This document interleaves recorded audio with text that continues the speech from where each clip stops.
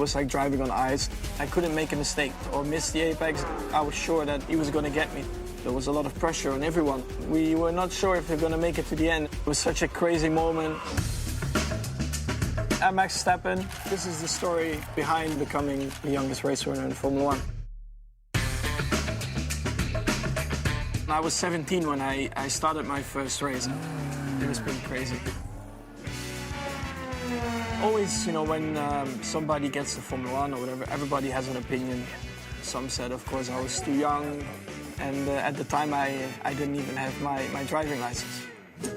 So basically, for almost the whole year, somebody had to drive me around. I was at my mom's house, and she suddenly said to me, Max, don't you think it's time to get your driving license? So yeah, it was funny. I mean, they knew, of course, I was in Formula 1. The driving instructor, he was very strict, which was good. I mean, I was prepared. I had caps, T-shirts ready, you know, in case somebody needed to be bribed, but he didn't take it.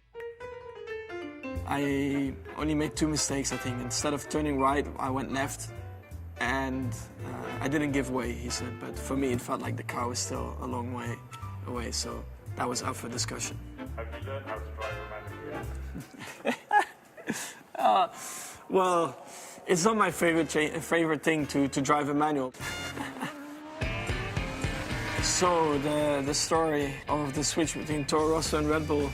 The first few races I had that season were good. Like, it was all going quite well. We were getting some good results. And I got a call from my dad first, at home in Monaco. And he was like, Max, I think maybe there's a chance you're driving for Red Bull the next race. And I was like, well, you're crazy. Like, what are you talking about? You know, I'm a Toro Rosso. And I didn't believe my dad. So he hung up. And then, of course, at one point, Helmut, I think it was on the Tuesday, he said, you have to come to Graz. So we went for lunch, and, you know, the hour went by, and nothing was, I was like, why are we here, you know? There's nothing coming out. And then suddenly Helmut was like, oh yeah, and by the way, yeah, next week you're driving for Red Bull, so get ready. You know, you need to go to the factory at Milton Keynes, and yeah, you need to prepare a seat, and you need to be in the simulator a lot. So I was like, okay, like, it just came out very spontaneous, as if it was the most normal thing in the world. Then we went to Milton Keynes, of course, a completely new car for me. Yeah, everything was new, so it was very important to get the basics done. Then we got to Barcelona, flying to that weekend. For me, massive pressure. I was out there to try and, of course, show immediately, you know, that I was capable of driving for a top team. We arrived in Barcelona. Yeah, of course, a lot of pictures, a lot of questions as well from the media, but they tried to keep me away from a lot of stuff. And then you focus again on what you have to do, and that's perform on the track. Qualifying was all going really well. But then in the second run, of course, where it counts, I locked up in one corner and I lost quite a bit of time, so I was P4. And of course, everyone was very happy, like, well done, Max, like P4.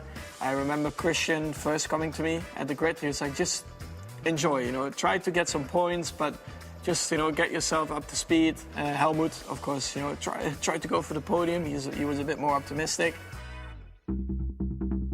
Sitting in my room that night, I was just very excited to start, you know. The first time I actually had a chance of fighting for a podium possibility, so yeah, I was just looking forward to get back into the car. And then, of course, the race. Immediately, the car felt nice to drive, so, you know, that was a big plus. And then, big shock, the 2 Mercedes cars, they crash into each other. And suddenly I was into P2. So I was like, well, worst case, I finished 4th, and best case, I'm on the podium. But then when we went on into the race, so I was in the lead, and I had Kimi behind me. Throughout the race, the tires always wear quite a lot, so we were not sure if we were going to make it to the end. Yeah, the last 10, 15 laps, I was like driving on ice. My rear tires, they were pretty gone, but of course I could see Kimi behind me was also struggling a bit to stay close, so I couldn't make a mistake. As soon as I would lock up a little bit or miss the apex, I was sure that he was going to get me. I also even started, I think, cramping a little bit with like 5 laps to go just because of the excitement and the focus. It was pretty crazy. Like I was literally counting the laps at the end. There was a lot of pressure. My dad was getting so excited throughout the race that his nose started bleeding.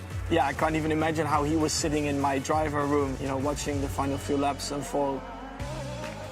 It was very important at the time in the last chicane in Barcelona to always have a good exit. And once I went through the final chicane to start the last lap, and I knew that I nailed it, and I knew that Kimi wouldn't pass me. So I became the youngest race winner in Formula 1.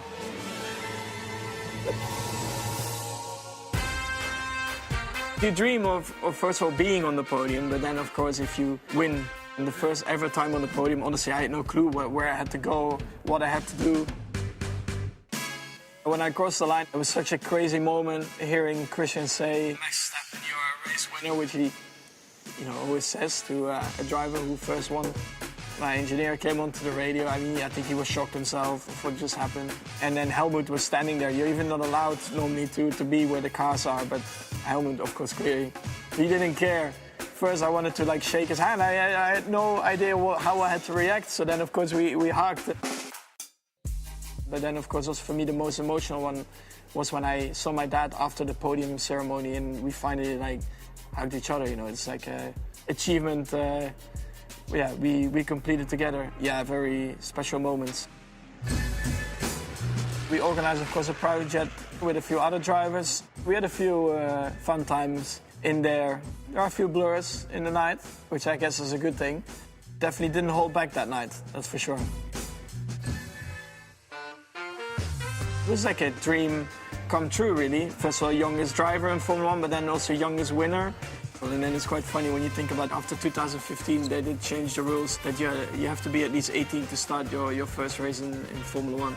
I think that's the best achievement. Thanks for watching, everyone, and hit the subscribe button.